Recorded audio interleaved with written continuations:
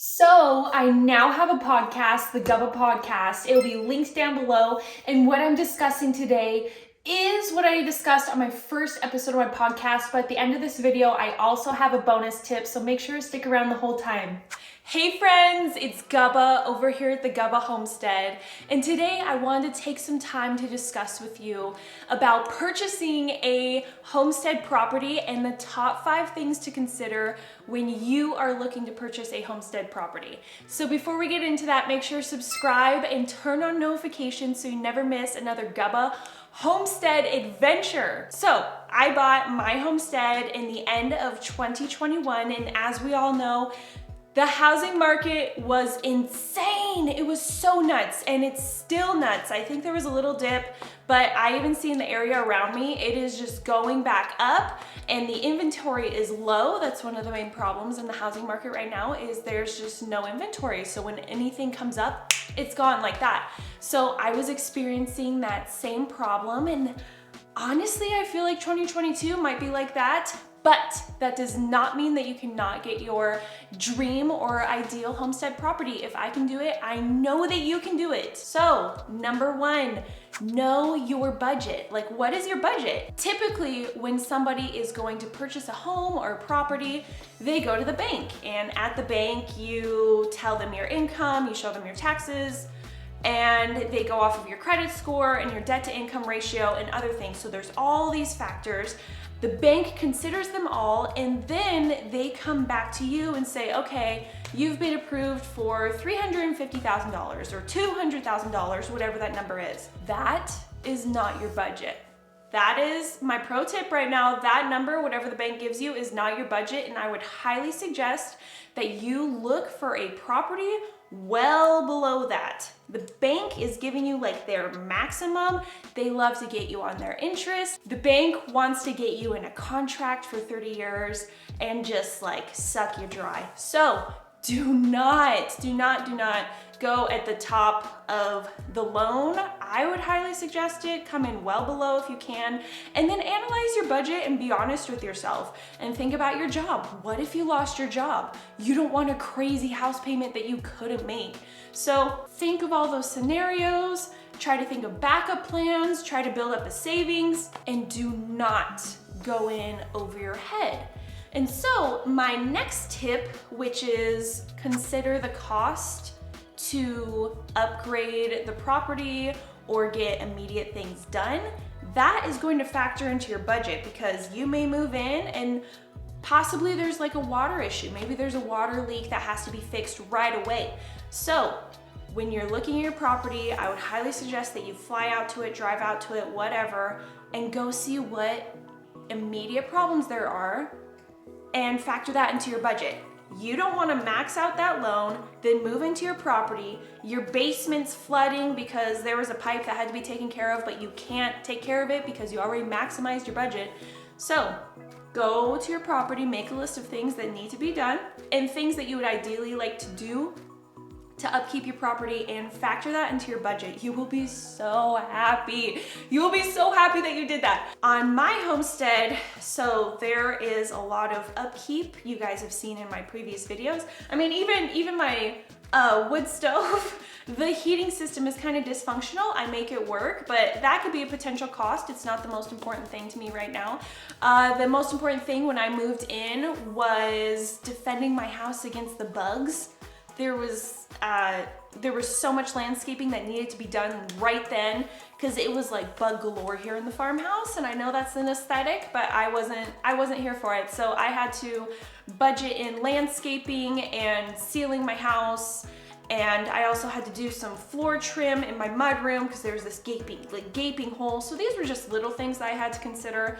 There's also some exterior work that my house needs to be done that I factored into my budget. So the exterior work is going to be a lot, and I took that into consideration because it needs to be done. So go to your property, make a list, take a notes pad and pen, make a list of things that need to be done and things that you want to get done, and then factor that into your budget, and you will be so happy that you did that. Please do that.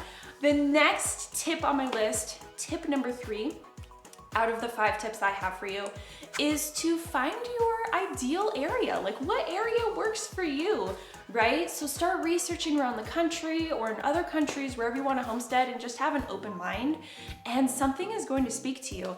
And maybe you want to homestead in Maine or Alaska or Texas, and then once you know your area, start looking at the zoning. Start looking at county ordinances, because you don't want to move onto your property and then start raising goats or pigs or something, and then the county's like, hey, you're not zoned for that.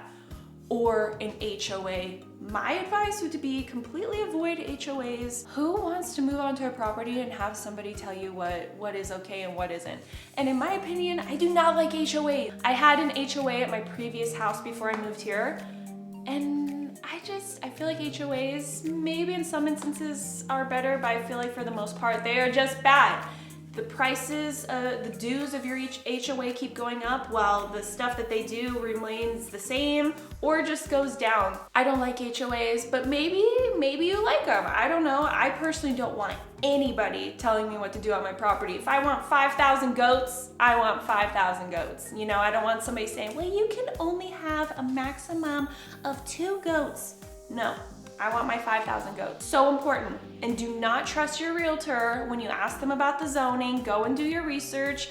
You can usually find that online at the county courthouse. You can call the county courthouse and just Google. Do your research before you commit to like an area or a property. You want to know what you're zoned for. You want to know the HOA. You want to know all that. You want to know county ordinances. You just want to see what's going on. Like, read the newspaper of the area too. That will give you a good footing on what's going on in that area.